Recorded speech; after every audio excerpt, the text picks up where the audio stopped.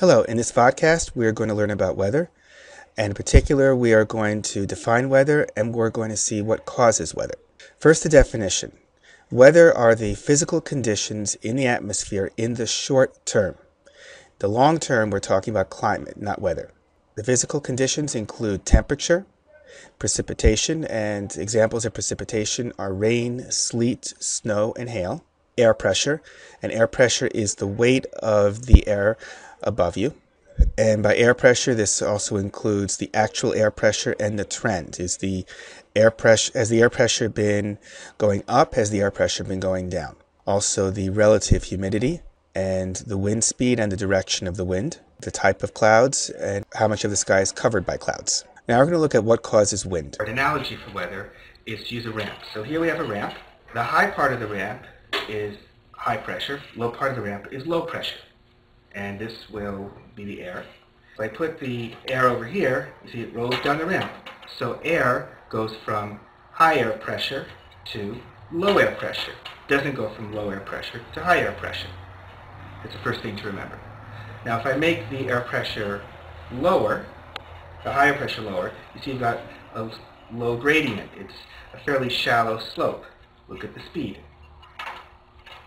Now, when I make the difference between the higher pressure and the lower pressure much more, with a much greater gradient or a steeper slope, now look at the speed. It goes much faster. So the greater the gradient or the steeper the slope, the faster the wind is going to go. Air pressure gradient causes wind. The picture gradient is a ramp. Air rolls down the ramp. The steeper the ramp, the greater the gradient, the faster the air moves. And in a nutshell, wind flows from regions of high air pressure to regions of low air pressure. This also has been demonstrated in the movies. For example, in the movie Airport, I believe it's called, from the 1970s. No! You stay where you are! Don't try to get any closer. Guerrero, listen to me. Do you hear me? Listen. They know about you on the ground. Your insurance is no good. It's canceled. It's worthless. No one has ever gotten away with a thing like this. No one has ever collected a penny. You won't help your family. You'll only hurt them. You'll kill yourself for nothing if you explode that bomb. Stay where you are. Your family will be hounded and blamed. Listen to me. Think. Guerrero, let these people sit down. We'll talk. I promise until you're ready, no one will come close. Sit down. Guerrero, you know now that you've failed.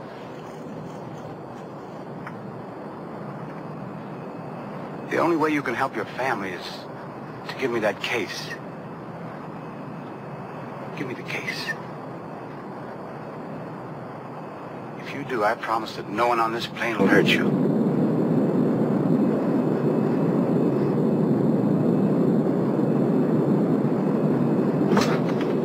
Grab him! He's got a bomb!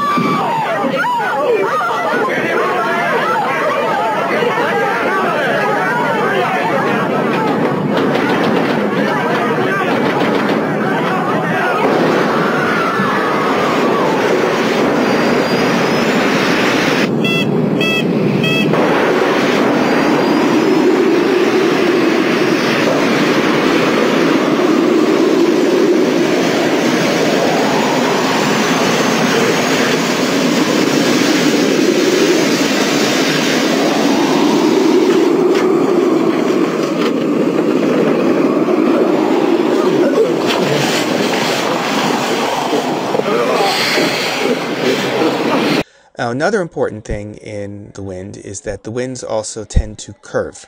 And it's the Coriolis effect that makes it curve, and we covered the Coriolis effect in an earlier vodcast. And to remember which way it curves, it's best to remember this mnemonic and also this picture.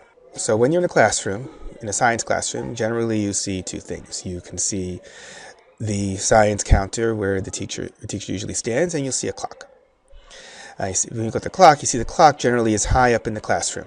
That tells you, since the clock is high, that means that the winds will rotate around a high clockwise. The counter, on the other hand, is low. So that means that the winds will rotate around a low counterclockwise. Now, were we in the southern hemisphere, this mnemonic wouldn't work, because in the southern hemisphere, the winds go in the opposite direction. Around a high, they go counterclockwise, and around a low, they go clockwise. Now we come to dew. And how dew forms, it tells us about both dew and clouds and rain. Because where does the water from dew come from? Another place where you see dew happening. Usually you don't see dew happening because it happens when you're asleep. It happens at night. It usually disappears as it gets warmer during the day. But where you also see dew happening during the daytime is, let's say it's on a hot summer day and you go outside with a glass of iced tea. What happens to the outside of the glass? Basically dew on it. It gets condensation on it. You get water on the outside. Where does that water come from? The only place it could possibly come from is it was water vapor in the atmosphere and it condensed on the glass. So here's what's happening. Water vapor is dissolved in the air. The more water vapor that's dissolved, that's the more humid the air is. And as I'm sure you have experienced with putting sugar in water, that the amount of sugar that water can hold depends on temperature. Say if you like your tea very, very sweet, if you put a lot of sugar into a hot glass of tea, as the tea cools off, some of that sugar is going to precipitate out and come out on the bottom of your glass of tea. And you didn't have any sugar on the bottom of the glass before. And it's the same thing with air. Warmer air can hold more water vapor in solution than cold air. So as air cools, the relative humidity increases. Once the relative humidity cools to 100%, then it's reached something known as the dew point. And that's when it is saturated with water vapor. Can't hold any more. So when it cools below the dew point, that means that the water vapor, some of the water vapor can't stay as water vapor anymore. It has to come out of that solution. It condenses into dew on the ground or into a cloud in the atmosphere. And I'm going to show that to you right now in a clip. At least becoming a cloud in the atmosphere.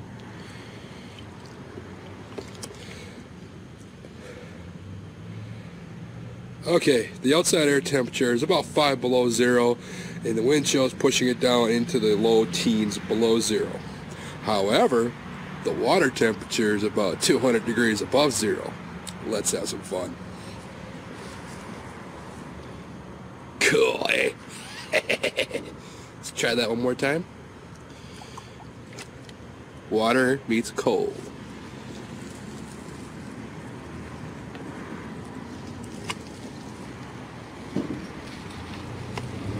What happened there was that the water vapor that was in the warm air that was coming out of that hot water was cooling below the dew point, and it was condensing and making a cloud.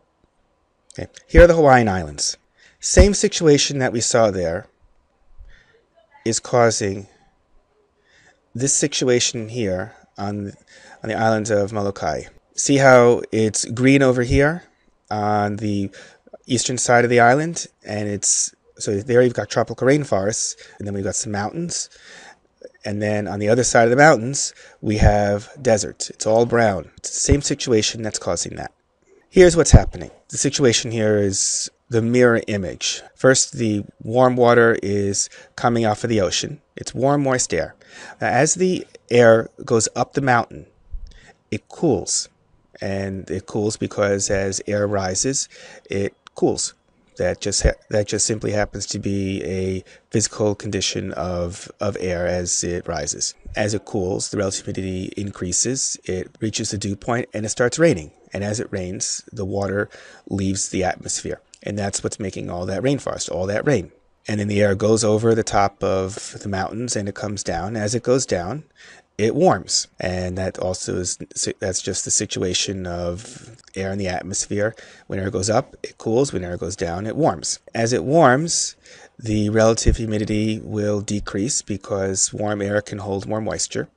So the air becomes very, very dry, and dry air can't rain. So the area on the leeward slope on the other side of the mountain is a rain shadow. It rarely ever rains on the This is a mirror image of what you see in that part of Hawaii, because the winds in Hawaii go in the opposite direction than what you see here. This direction is more like what you see in Washington. Another situation that's sort of similar to this are the place that's really known for monsoons are India, but there are other places that have it too. What happens in the summer is that the land gets very, very hot, and that heats up the air. That makes the air rise.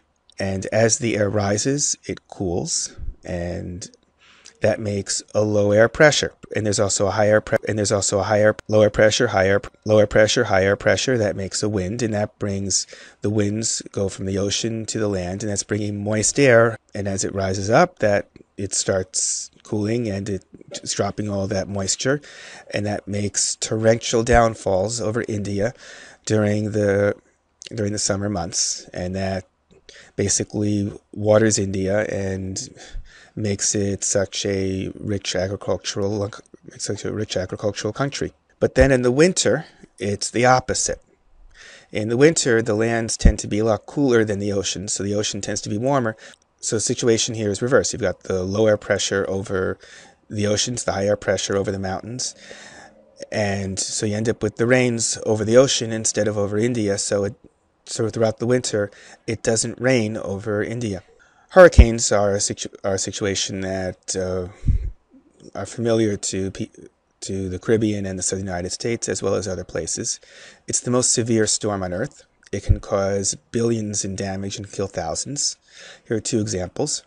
Hurricane Mitch in 1998 killed 11,000 people, mostly in Central America. And Sandy in 2012 cost $75 billion in damage. And that was mostly in the tri-state area, in the New York metropolitan area. It's a tropical storm, and it needs the latent heat in the oceans to power it. And the storms tend to be hundreds of miles wide, and they circulate around a low. And you see here how it's around a low, and you see how the winds are circulating in a counterclockwise direction. If this hurricane was in the southern hemisphere, it would be circulating in a clockwise direction. The hurricanes have both high winds and high rains. The high winds and the high rains cause flooding, both coastal flooding and also inland flooding by making the rivers overflow.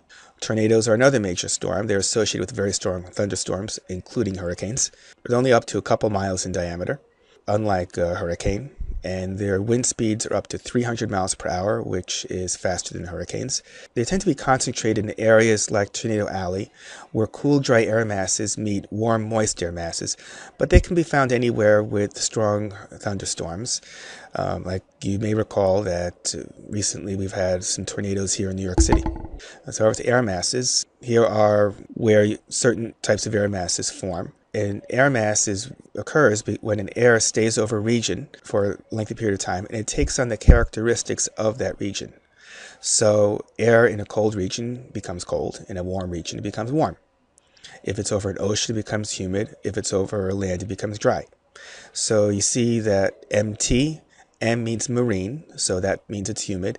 T means tropical, so that means it's warm. And you see the CP, C means continental, so that means it's dry.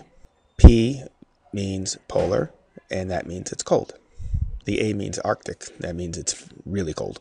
Typical storm that we get at the mid-latitude are the mid-latitude lows. These occur at the border between two air masses. These have things called fronts, and a front is the border between two air masses. You get storms there because there you end up with air cooling enough that it reaches the dew point, and you get the rainfall. And a warm front is occurring when the warm air mass advances and brings warmer temperatures, and a cold front occurs when the cold air mass advances and it brings colder temperatures. Now here are concluding questions. Number 1, what is weather? Number 2, which direction does wind flow? Number 3, what causes clouds? Number 4, what do hurricanes and tornadoes have in common? And number 5, how would an air mass become warm and dry? That concludes this podcast, and I will see you in class tomorrow.